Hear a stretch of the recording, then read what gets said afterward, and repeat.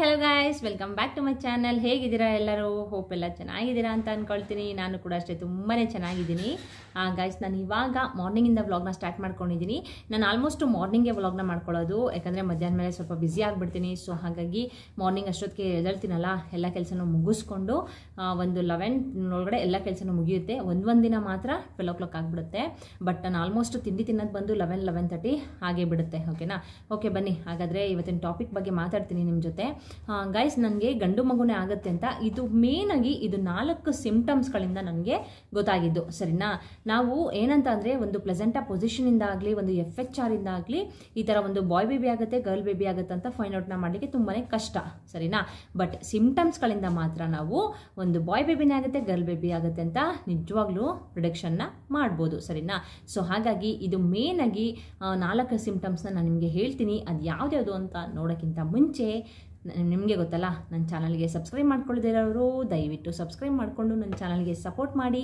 ಈ ವಿಡಿಯೋ ನಿಮಗೆ ಇಷ್ಟ ಆದರೆ, ಯೂಸ್ಫುಲ್ ಅಂತ ಅನಿಸಿದ್ರೆ ದಯವಿಟ್ಟು ಒಂದು ಲೈಕ್ ಕೊಡೋದನ್ನ ಮರಿಬೇಡಿ. ಹಾಗೆಯೇ ಕಮೆಂಟ್ ಮಾಡಿ ಅಂತ ಹೇಳ್ತಾ ಬನ್ನಿ ತಡ ಮಾಡದೆ ವಿಡಿಯೋನ ಸ್ಟಾರ್ಟ್ ಮಾಡ್ಕೊಳ್ಳೋಣ.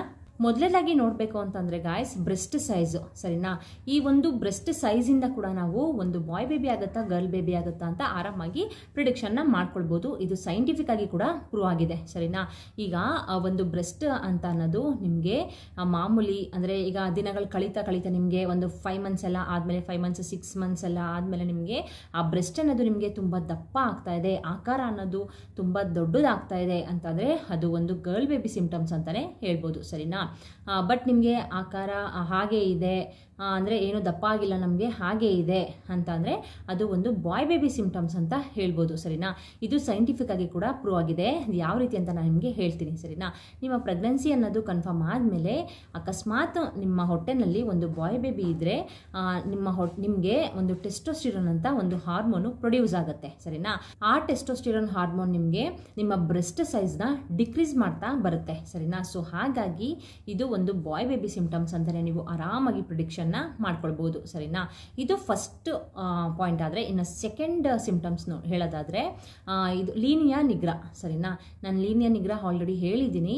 ಅದೇನಂತ ಅಂದರೆ ನಿಮ್ಮ ಹೊಟ್ಟೆ ಮೇಲೆ, ಅದನ್ನು ನಾನು ಹೇಳಿದ್ರು ಕೂಡ ನನಗೆ ಆಲ್ಮೋಸ್ಟ್ ಕ್ವಶನ್ಸ್ ಅದೇ ಕಮೆಂಟ್ಸ್ ಅಲ್ಲಿ ಬರ್ತಾನೆ ಇರುತ್ತೆ. ಸರಿನಾ?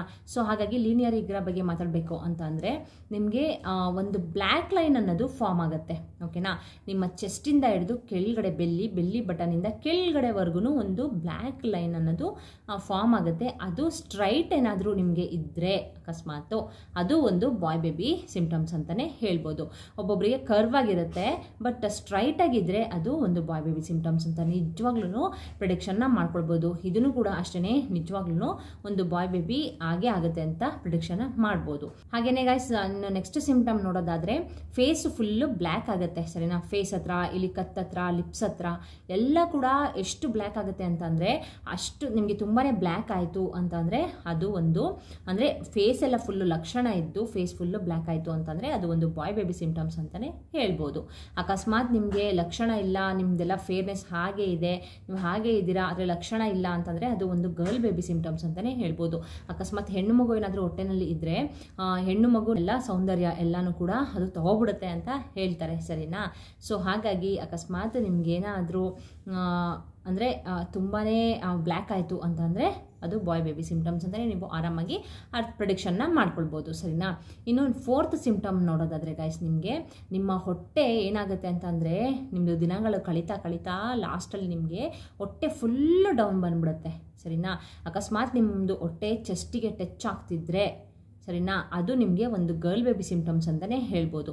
ಅಕಸ್ಮಾತ್ ನಿಮ್ಮ ಹೊಟ್ಟೆ ಇದಕ್ಕೆ ಚೆಸ್ಟಿಗೆ ಟಚ್ ಆಗ್ತಲ್ಲ, ಫುಲ್ ಡೌನ್ ಬಂದಿದೆ ಅಂತಂದರೆ ಅದು ಒಂದು ಬಾಯ್ ಬೇಬಿ ಸಿಂಪ್ಟಮ್ಸ್ ಅಂತಲೇ ಹೇಳ್ಬೋದು. ಸರಿನಾ?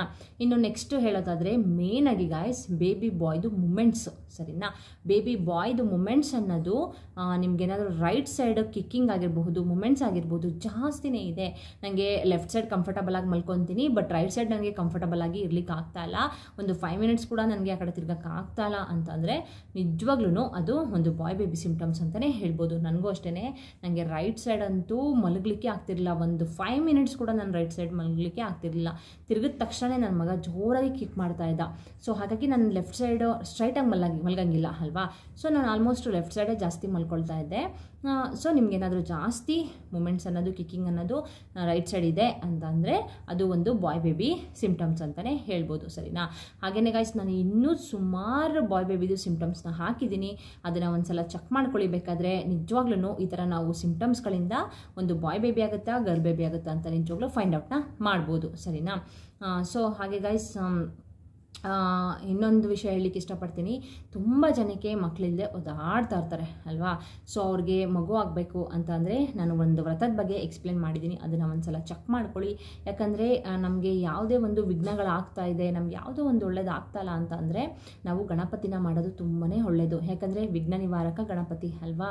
ಸೊ ನಮಗೆ ಚೆನ್ನಾಗಿ ಎಲ್ಲನೂ ಒಳ್ಳೇದಾಗಬೇಕು ಆ್ಯಂಡ್ ನಮಗೆ ಈ ಥರ ಒಂದು ಬಾಯ್ ಬೇಬಿನೇ ಬೇಕು, ಬಾಯ್ ಬೇಬಿ ಬೇಕು ಅಂತ ಸುಮಾರು ಜನಕ್ಕೆ ಆಸೆ ಇರುತ್ತೆ ಅಲ್ವಾ. ಆ್ಯಂಡ್ ಮಗು ಬೇಕು, ಮದುವೆ ಆಗ್ತಲ್ಲ, ಜಾಬ್ ಬೇಕು ಅಂತ ಅನ್ನೋರು ಆ ಒಂದು ವ್ರತನ ಮಾಡಿ ಗಣಪತಿದು, ಸರಿ. ನಾನು ನಿಜವಾಗ್ಲೂ ಒಳ್ಳೇದಾಗುತ್ತೆ, ಅದು ನನ್ನ ಎಕ್ಸ್ಪೀರಿಯೆನ್ಸು. ಹಾಗೆಯೇ ನನ್ನ ಫ್ರೆಂಡ್ಸ್ಗೂ ಕೂಡ ಹೇಳಿದ್ದೀನಿ, ಅವ್ರಿಗೂ ಕೂಡ ಮಾಡಿ ಅವ್ರಿಗೂ ಕೂಡ ಸಕ್ಸಸ್ ಆಗಿದೆ. ಸೊ ಓಕೆನಾ, ಸುಮ್ಮನೆ ಏನೇನೋ ಹುಟ್ಟಿಸ್ಕೊಂಡೆಲ್ಲ ಹೇಳ್ತಲ್ಲ ಗೈಸ್, ನಾನೇನು ನನ್ನ ಎಕ್ಸ್ಪೀರಿಯೆನ್ಸ್ ಏನಾಗಿರುತ್ತೆ ಅದನ್ನು ಮಾತ್ರ ನಾನು ನಿಮ್ಮ ಜೊತೆ ಶೇರ್ ಮಾಡ್ತೀನಿ ಹೊರತು ಬೇರೆ ಏನೇನೋ ಹೇಳೋದಿಲ್ಲ, ಓಕೆನಾ.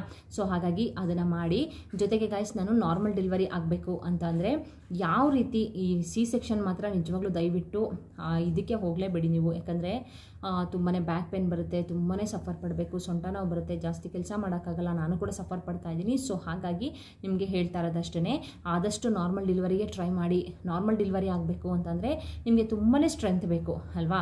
ಆ ಸ್ಟ್ರೆಂತ್ ನಿಮಗೆ ಸಿಗಬೇಕು ಅಂತಂದರೆ ನೀವು ಕೆಲವೊಂದು ಫುಡ್ಗಳನ್ನ ತೊಗೊಳ್ಬೇಕು. ಅದು ಯಾವ್ಯಾವ ಫುಡ್ಗಳನ್ನ ತೊಗೊಂಡ್ರೆ ನಿಮಗೆ ನಾರ್ಮಲ್ ಡೆಲಿವರಿ ಆಗಲಿಕ್ಕೆ ಸ್ಟ್ರೆಂತ್ ಕೊಡುತ್ತೆ ಅನ್ನೋದನ್ನು ನಾನು ಕೂಡ ಅದನ್ನು ಒಂದು ವಿಡಿಯೋ ಮಾಡಿ ಹಾಕಿದ್ದೀನಿ.